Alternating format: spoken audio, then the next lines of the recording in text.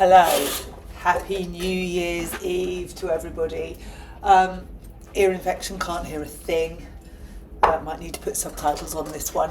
I say happy, I'm not really smiling today. And the reason I'm not smiling is, well, the main reason I'm not smiling is my car has died catastrophically.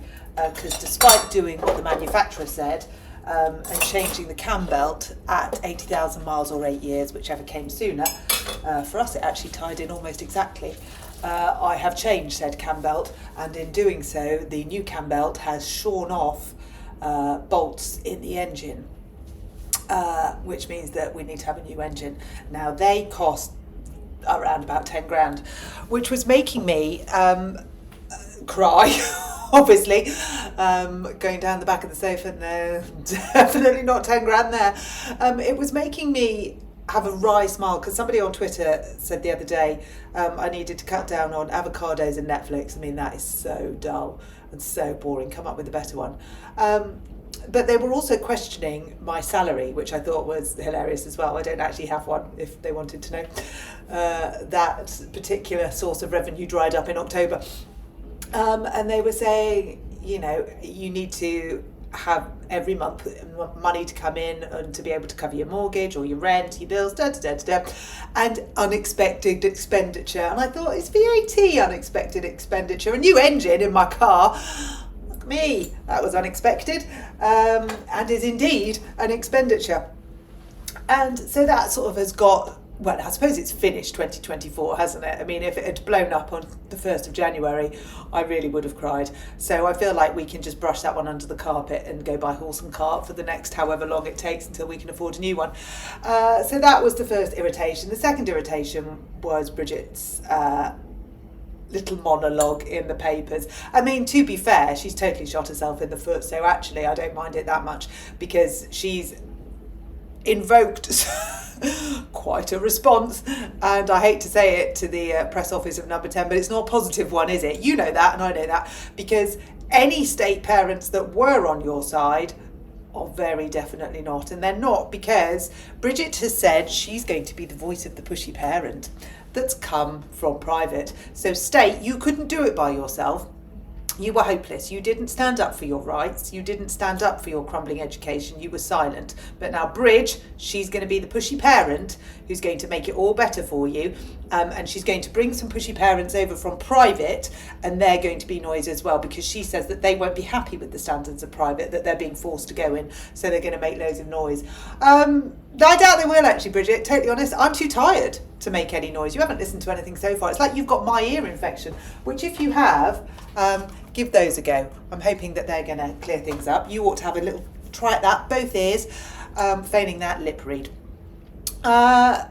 She hasn't listened to a word, so unless basically you are Bridget Phillipson, she doesn't care what you've got to say. But she has said a few things that have really resonated with me, not necessarily for the right reasons. So the first one, she said that she's been called lots of abuse over this policy. I mean, I don't think lots, but if that's what you say, Bridget, I'll go with that.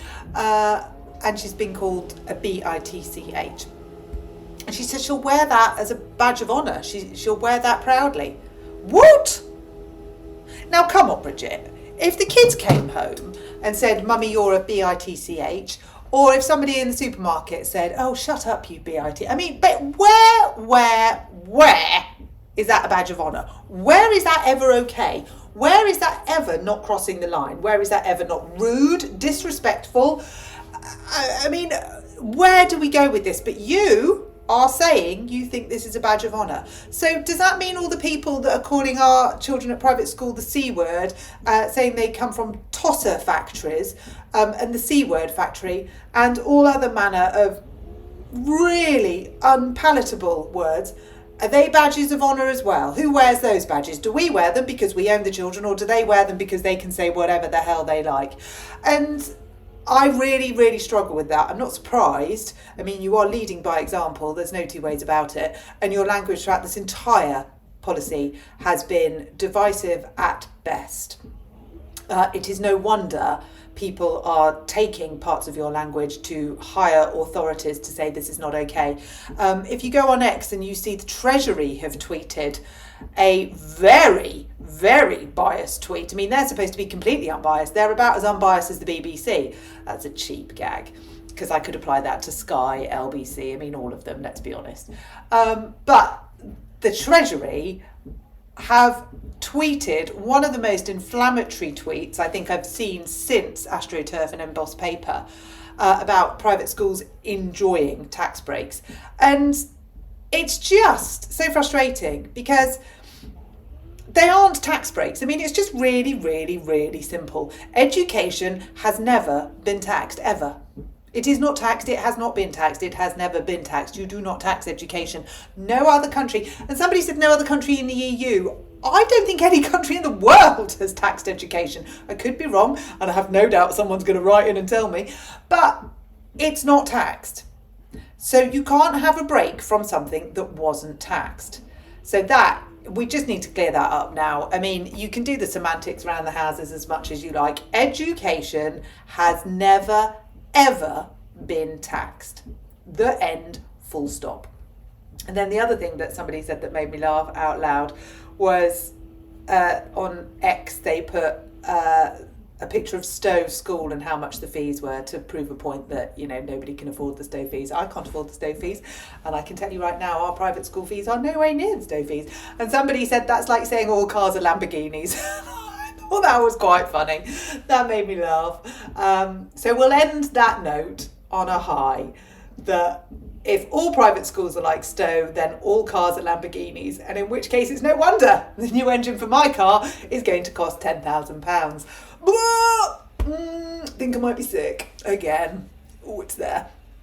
Have a great New Year's Eve. Not you, Bridget, or you, Kia, or you, Rachel.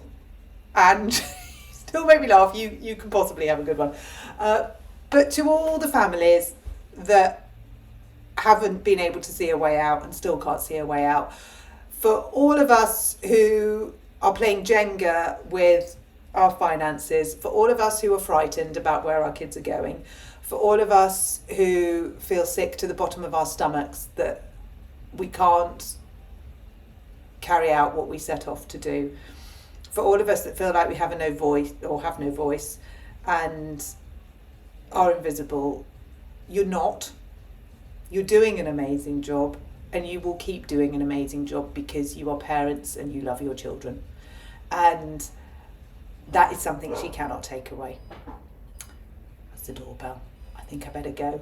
Could be Father Christmas with a late present of a car. Oh my God, imagine that. Or 20%. I'll let you know. Happy New Year. Take care.